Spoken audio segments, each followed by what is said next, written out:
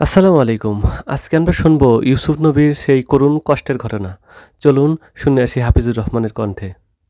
ইউসুফ আলাইহিস সালাম ভাইদের ষড়যন্ত্রে পড়িয়া বাবার থেকে আলাদা হয়ে গেল। সবাই বাবারে খেলার নাম বইলা ইউসুফ নবীরে নিয়ে গেল। বাবায় ছাড়তে চায় না, কিন্তু কলে কৌশলে আটকাইয়া যখন নিয়ে যায়, ইয়াকুব নবী চোখের পানি ছেড়ে কান্না করে। বাবার চোখের আড়াল থেকে যখন দূরে সরে গেল, 10টা ভাই ইউসুফের বাবার চোখের সামনে কোলে নিছে। যখনই বাবার চোখ আড়াল হয়ে গেছে, তখন মাটিতে ফালায় কয়বার হাইটা যা, কোলে নেওয়া হবে না। নিতে নিতে জঙ্গলের ভেতরে এক ভাই মারে, আর এক ভাইরে কয়বার তুই মা। ওই ভাইদের মধ্যে যিনি বড়, তার নাম ইহুদা। বড় ভাই কয়, ওরে মারিস না, ও ছোট মানুষ, ওরে মারিস না। ইউসুফ বড় ভাইয়ের দিয়ে তাকায় আর কাঁদে।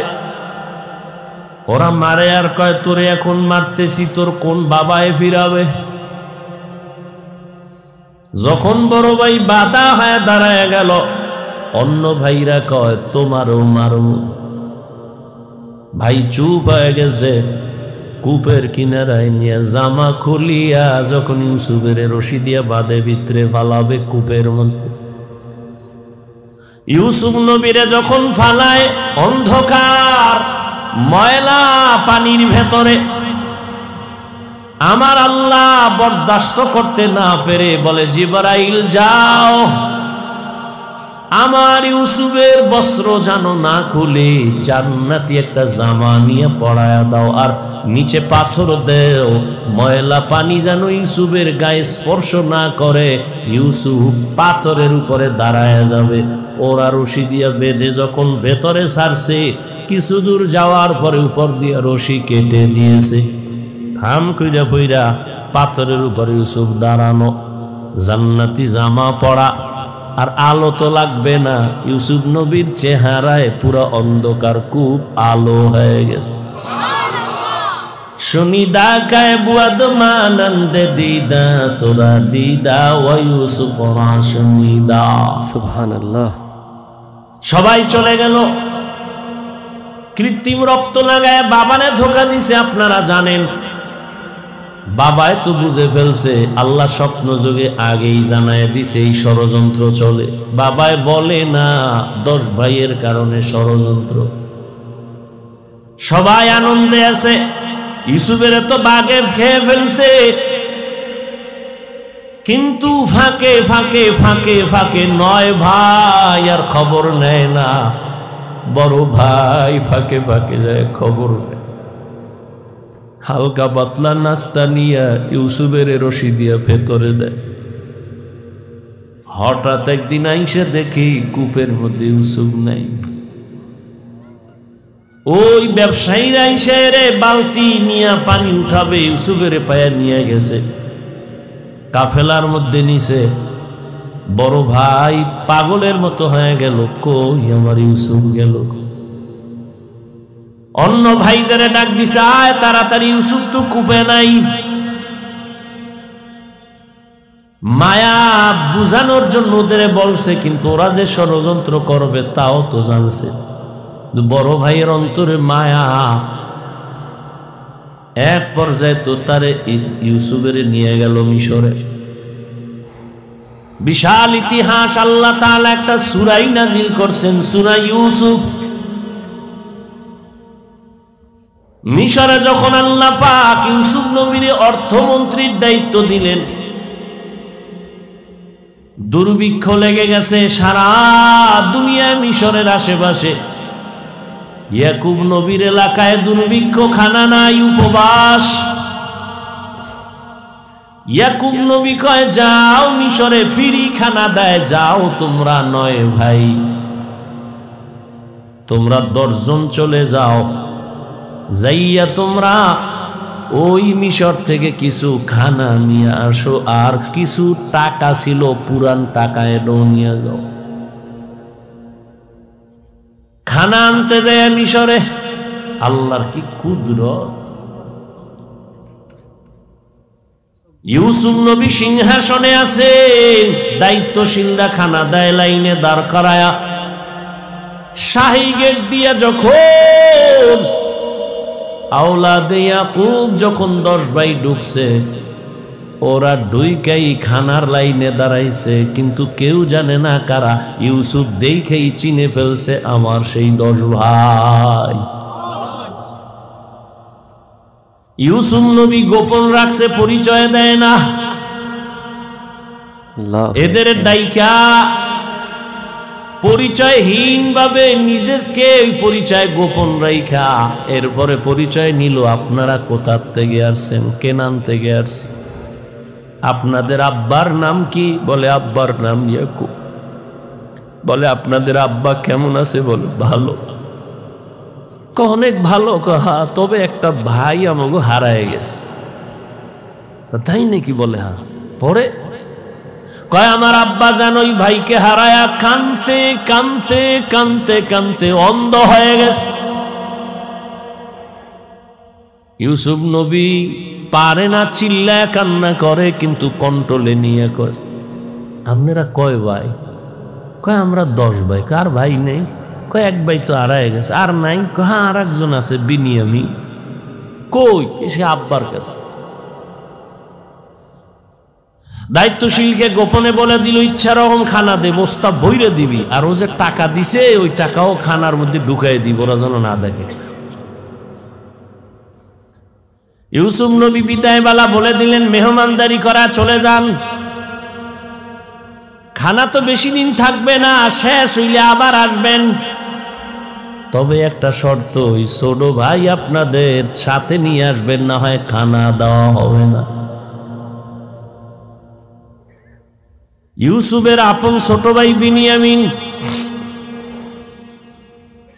বাড়িতে যাইয়া 10 ভাই প্রশংসা করে, বাবা মিশরে যে আমগো খানা দিছে অর্থমন্ত্রী বড় ভালো মানুষ, আমাদের আলাদা সম্মান দিছে, মেহমানদারি করাইছে। ওরা তো জানে না আমগো ইউসুফ। খানার বস্তা খুইলে দেখে টাকা যা দিছিলাম তাও ফেরত, আরো খুশি। এইবার আব্বা জান আমাদের একটা শর্ত দিছে, আবার খানা আনতে যাইতে বলছে, তবে ছোট ভাইরে না নিয়ে দিবে না। বাবায় বলে একটারে নিয়ে 250, এটারও সারু। ইতিহাস বড় করুন। খানা যখন শেষ হয়ে গেল, এবার বিদায় বেলা বাবার সাথে ওয়াদা দিছে, এই ভাইরে আর হারাবো না, দাও। এইবার বিনিয়ামিনের নিয়া 11 ভাই মিশরে রওনা। মিশরে যাইয়া আবার ইউসুফ নবীর সাথে মোলাকাত। ইউসুফ নবী বিনিয়ামিনের পাইয়া পারে না, কলিজাটা ফেটে একটা চিৎকার দেয়, কন্ট্রোলে নিয়া বলে, আজ আপনারা আমার রাজপ্রাসাদের মেহমান হবে। সবার জন্য একটা একটা রুম বানাইল, এক এক রুমে 2 জন করে করে ঘুমাবে। রাতের বেলা শিডিউল করে, আপনারা 2 ভাই এক রুমে, আবার 2 ভাই এক রুমে, ঘুরতে ঘুরতে 5 ভাই 10 ভাই 5 রুমে ঢুকে গেল। এখন বাকি রয়েছে 1 ভাই বিনিয়ামিন বাকি। আপনারা যদি কিছু মনে না নেন, এক রুমে কি এই ভাই থাকতে পারে আপনাদের? কয় না। কথা আপনারা অনুমতি দিলে এরে আমার সাথে আজকে রাখি,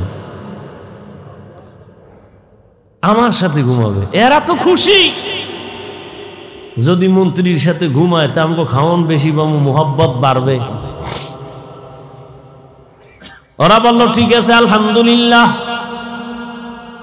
এবার 10 ভাইরে 5 রুমে দিয়া 40 বছরের বিরহের বেদনা অন্তরে জমা।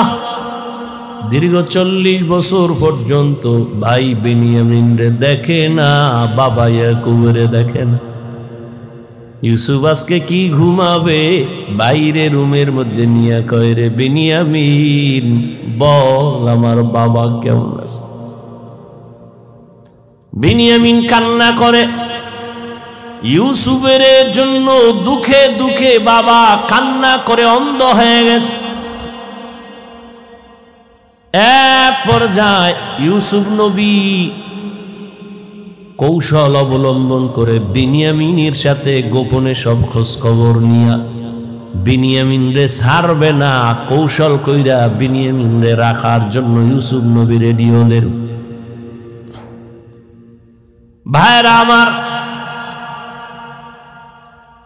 10 বাইরে আবার খানা দিয়া বিদায় করেছেন। ইউসুফ নবী বিনিয়ামিনকে রেখে দিলেন। নিয়ম অনুযায়ী একটা কৌশল করেছেন, ওটি বলার সময় নাই। শেষ পর্যায়ে পরিচয় ইউসুফ দিয়া কয়, আমারে চিনবা না, আমি তোমাদের সেই হারানো ভাই ইউসুফ।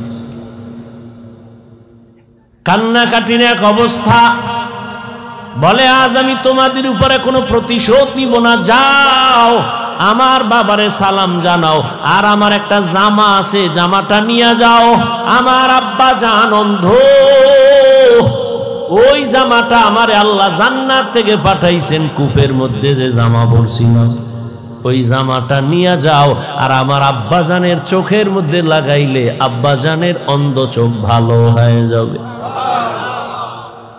আর আব্বাজান রে সহ আম্মারে নিয়া তোমরা এইবার সব আমার আমন্ত্রণে মেহমান হয়ে এখানে চলে আসবা। আল্লাহ তাআলা 40 বছর পেরিয়ে যাওয়ার পর মা বাবা ভাইদেরকে মিশরে পৌঁছায় দিলেন। এরে আল্লাহর গোলাম, এই ভাই ভাইয়ের জন্য যে কত মায়া, কত মোহাব্বত, কিন্তু এমন দুনিয়াতে আসলাম যে ভাই ভাইকে জবাই করে এই দুনিয়াতে আমরা আসছি। জানি না মইরা গেলে আমগো ভবিষ্যৎ আর কত খারাপ হয়। কিয়ামতের ময়দানে ভাই ভাইয়ের থেকে আলাদা হবে, মা আলাদা হবে, বাবা আলাদা হবে, বন্ধু বন্ধুর থেকে আলাদা হবে। আল্লাহ বলেন ওই দিনের ভয় অন্তরে জমা কর।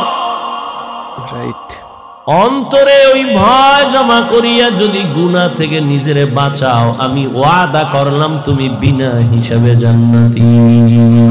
আমরা এতক্ষণ শুনছিলাম ইউসুফ নবীর সেই কষ্টের ঘটনা, যেখানে ভাই ভাইকে আদর করবে, স্নেহ করবে, ভালোবাসবে, সেখানে ভাই ভাইয়ের শত্রু হয়ে ভাইকে কূপের মধ্যে ফেলে আসে। আল্লাহর নবীর কতটা কষ্ট দিয়েছে তারা, তা তো আপনারা ভিডিওতে দেখতেই পেলেন। হুজুর যেভাবে বোঝাচ্ছিলেন, খুব মনোযোগ দিয়ে শুনছিলাম। যে ভাইকে তারা মারার চেষ্টা করছিল, সেই ভাই একসময় অর্থমন্ত্রীর দায়িত্ব পান এবং সে বুঝতে পারেন তার এগুলো ভাই, তাদেরকে সে যথাসাধ্য আপ্যায়ন করেন এবং যথেষ্ট সম্মান করার চেষ্টা করেন। বর্তমান দুনিয়ায় কি হচ্ছে সেটা তো সবাই বুঝতেই পারছেন। আসলে আমাদের সবাইকে জেনে এবং বুঝে, সঠিকভাবে জেনে বুঝে আমল করার তৌফিক দান করুন। ধন্যবাদ সবাইকে এতক্ষণ সাথে থাকার জন্য। পরবর্তী ভিডিও পাওয়ার জন্য সাবস্ক্রাইব করে পাশে থাকবেন। ধন্যবাদ।